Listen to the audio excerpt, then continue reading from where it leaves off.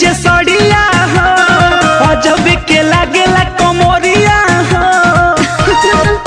सही में ए हो चुन के पहनलू जे सड़िया हो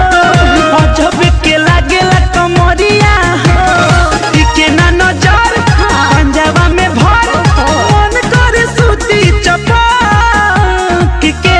ए हो ऐसे धरब कमरिया हपक के पिया टूट जाई कहियो लपक के ऐसे धरब कमरिया हपक के पिया टूट जाई कहियो लपक के। अरे ऐसे मत बोला काहे हो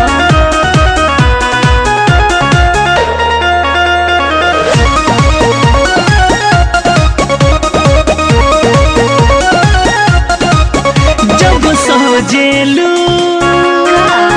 बिजली जस बरेलू हो जन भेलेलू सच अखिया में काजर तू करेलू हो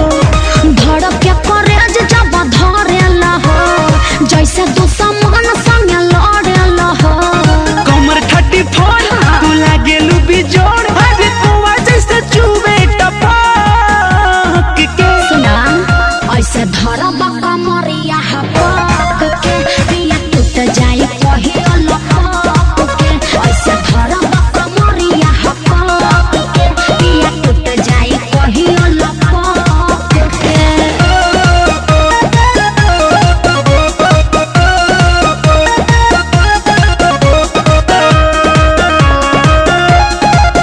पागल है जानी अच्छा जसही ना भी दिखेला हो उठला